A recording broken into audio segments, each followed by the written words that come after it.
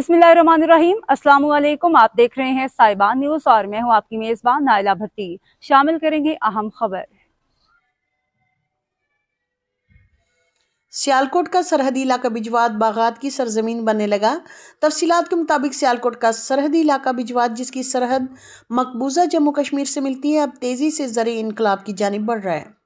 बिजवात के किसानों ने रिवायती फसलों को खैरबाद कहते हुए अपनी ज़मीनों पर फलों के जदीद बागात लगाने शुरू कर दिए हैं।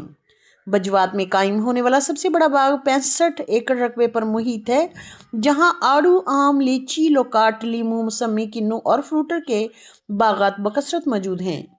ये बाग न सिर्फ इलाके की खूबसूरती में इजाफा कर रहे हैं, बल्कि किसानों के लिए मुआशी खुद मुख्तारी की नई राहें भी खोल रहे हैं। मकामी किसानों का कहना है कि अगर रिवायती फसलों की बजाय फलों की काश्तकारी को फ़रोग दिया जाए तो न सिर्फ किसानों की आमदन में नुमाया इजाफा मुमकिन है, बल्कि ज़रूरियात पूरी करने के साथ साथ ज़र मुबादला कमाने के मौके भी पैदा हो सकते हैं। बिजवात के ये बागात इस बात का सबूत हैं कि अगर किसानों को दुरुस्त सिमत और सहूलियात फराहम की जाएँ तो पाकिस्तान ज़री मैदान में एक मजबूत मकाम हासिल कर सकता है। मज़ीद देखते हैं इस रिपोर्ट में। अस्सलाम वालेकुम। वालेकुम ਕੀ ਹਾਲ ਹੈ ਜਨਾਬ? अल्हम्दुलिल्लाह शुक्र है। ਸਰ ਅੱਜ ਅਸੀਂ ਮੌਜੂਦ ਹਾਂ ਬਿਜਵਾਤ ਦੇ ਇੱਕ ਬਹੁਤ ਬੜੇ ਬਾਗ ਦੇ ਵਿੱਚ। ਇਹ ਜਿਹੜਾ ਬਾਗ ਲੂਨੀ ਦੇ ਅੰਦਰ ਮੌਜੂਦ ਹੈ, ਇਸ ਵਿੱਚ ਵਕਤ ਦੇ ਉੱਤੇ ਮਸੰਮੀ ਤੇ ਕਿੰਨੂ ਮਾਲਟਾ ਲੱਗਾ ਹੋਇਆ, ਜਿਹੜਾ ਤੁਹਾਡੀਆਂ ਨਜ਼ਰਾਂ ਦੇ ਸਾਹਮਣੇ ਉਹ ਤੁਸੀਂ ਦੇਖ ਵੀ ਰਹੇ ਹੋ। ਇਹ ਇਸ ਬਾਗ ਦੇ ਕੰਟਰੈਕਟਰ ਨੇ। ਇਹਨਾਂ ਨੂੰ ਪੁੱਛਣੇ ਆ ਕਿ ਤੁਸੀਂ ਕਿੰਨੇ ਚ ਕੰਟਰੈਕਟ ਕੀਤਾ ਜੀ ਇਸ ਬਾਗ ਨੂੰ? ਸਾਡਾ ਨਾ ਠੇਕਾ ਹੋਇਆ ਵਾ ਜੀ ਠੀਕ ਹੈ, 5 ਸਾਲ ਦਾ ਜਿਹੜਾ ਨਾ ਠੇਕਾ ਹੋਇਆ ਸਾਡਾ ਮਾਲਕਾਂ ਨਾਲ। ਅੱਛਾ ਤੇ ਇਹ ਰਾਜ ਦੀ ਗੱਲ ਹੀ ਹੁੰਦੀ ਹੈ ਕਿਤੇ, ਜੀ ਜੀ ਠੀਕ ਹੈ। ਤੇ ਇਹ ਸਾਨੂੰ ਤਕਰੀਬਨ ਖਰਚੇ ਕਰਕੇ ਤੇ ਕਰੋੜ ਦੇ ਲੱਗੇ ਪੈ ਜਾਣਾ। ਜੀ ਜੀ ਬਿਲਕੁਲ ਹੁੰਦਾ। ਠੀਕ, ਕਰੋੜ ਦਾ ਜਿਹੜਾ ਹਿਸਾਬ ਲੱਗ ਜਾਣਾ ਤੇ ਸਾਰਾ। ਇਹਦੇ ਵਿੱਚ ਹੋਰ ਕਿਹੜਾ ਕਿਹੜਾ ਫਲ ਤੁਸੀਂ ਲਾਇਆ ਦਾ ਇਸ ਬਾਗ 'ਚ? ਇਸ ਬਾਗ ਦੇ ਵਿੱਚ ਜੇ ਇੱਕ ਤੇ ਮਾਲਟਾ ਮਸੰਮੀ ਵਾਲਾ ਨਾ, ਜੀ ਤੇ ਅਮਰੂਦ ਹੈ, ਅਲਗਾਠ ਹੈ, ਆਲੂ ਬੁਖਾਰਾ ਹੈ। ਆਲੂ ਬੁਖਾਰਾ ਖੈਰ ਪੈਂਦਾ ਨਹੀਂ, ਲੇਕਿਨ ਪੌਦਾ ਲੱਗਾ ਹੈ ਉਹਦਾ। ਤਿਆਰ ਹੋ ਪਿਆ ਹਾਂਜੀ। ਜੀ। ਤੇ ਉਹ ਲੀਚੀ ਹੈ, ਆੜੂ ਹੈ, ਜੀ ਠੀਕ ਇਹ ਹੈ। ਫਲ ਨੇ ਸਾਰੇ ਵਿੱਚ। ਤੇ ਇਸ ਵਕਤ ਤੁਸੀਂ ਇਹ ਗੱਲ ਦੱਸੋ ਕਿ ਤੁਸੀਂ ਕਿਸ ਤਰ੍ਹਾਂ ਤੁਹਾਡਾ ਪ੍ਰੋਗਰਾਮ ਬਣਿਆ ਕਿ ਇੱਥੇ ਫਲ ਹੀ ਹੋਣੇ ਚਾਹੀਦੇ ਨੇ?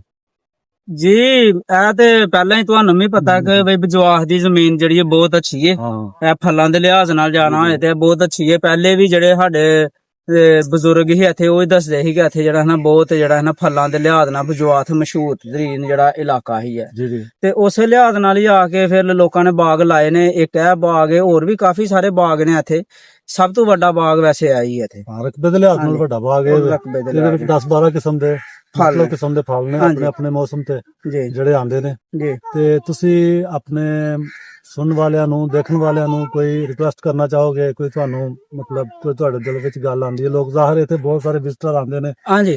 ਤੇ ਉਹ ਤੁਹਾਨੂੰ ਕੋਈ ਪਰੇਸ਼ਾਨੀ ਤਾਂ ਨਹੀਂ ਹੁੰਦੀ ਉਹਨਾਂ ਤੋਂ? ਜੀ ਪਰੇਸ਼ਾਨੀ ਉਹਨਾਂ ਕਾਫੀ ਮਹਿਮਾਨ ਆਉਂਦੇ ਨੇ ਸਾਡੇ ਕੋਲ, ਮੋਸਟ ਵੈਲਕਮ। ਆਣਾ ਵੀ ਚਾਹੀਦਾ, ਇੱਕ ਇਲਾਕੇ ਦਾ ਵਿੱਚ ਖੂਬਸੂਰਤ ਪੁਆਇੰਟ ਹੈ ਜੀ ਦੇਖਣਾ ਤੇ ਆਣਾ ਚਾਹੀਦਾ, ਜ਼ਰੂਰ ਆਣਾ ਚਾਹੀਦਾ। ਲੇਕਿਨ ਆਂਦੇ ਨੇ, ਲੇਕਿਨ ਉਹ ਆ ਕੇ ਨਾ ਇੱਕ ਟਾਹਣੀ ਨੂੰ ਫੜਦੇ ਨੇ ਤੇ ਪੌਦਾ ਦਾਣਾ ਨਾਲੋਂ ਲਾਂਦੇ ਨੇ, ਚੈੱਕ ਕਰਦੇ ਨੇ, ਖਾਂਦੇ ਨੇ ਤੇ ਥੱਲੇ ਸੁੱਟ ਦਿੰਦੇ ਨੇ। ਉਹ ਸੁੱਟ ਦਿੰਦੇ ਨੇ ਕਿ ਇਸ ਵਜ੍ਹਾ ਤੋਂ ਕਿ ਬਈ ਉਹਨਾਂ ਨੇ ਪੁੱਛਣਾ ਕਿ ਤੁਸੀਂ ਖਾਧਾ ਮਾਲਕਾਂ ਨੇ, ਤੇ ਅਸੀਂ ਕਹਾਂਗੇ ਕਿ ਅਸੀਂ ਖਾਧਾ ਨਹੀਂ ਹੈ।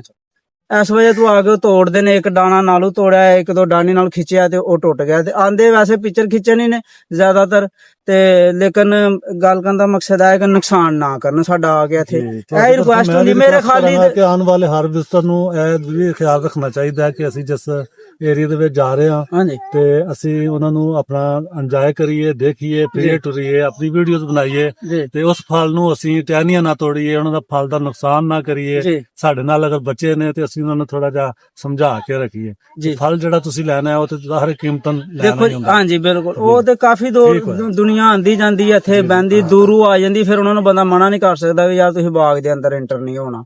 ਤੇ ਮੈਂ ਨਹੀਂ ਕਹਿ ਰਿਹਾ ਕਿ ਮੇਰੇ ਬਾਗ 'ਚ ਹੀ ਐਸਾ ਕਰਨਾ ਹੈ। ਜਿੱਥੇ ਵੀ ਜਾਂਦੇ ਹੋ ਤੁਸੀਂ ਉੱਥੇ ਆਹੀ ਰਿਕੁਐਸਟ ਆਪਣਾ ਜਿਹੜਾ ਨਾ ਹਿਸਾਬ ਰੱਖਣਾ ਚਾਹੀਦਾ कि किसी का नुकसान ना हो। अब तक के लिए इतना ही। मजीद खबरों और अपडेट्स के लिए देखते रहें साहिबान न्यूज़। हमारे चैनल को लाइक करें, सब्सक्राइब करें और शेयर करें। जुड़े रहें हमारे साथ और देखते रहें साहिबान न्यूज़।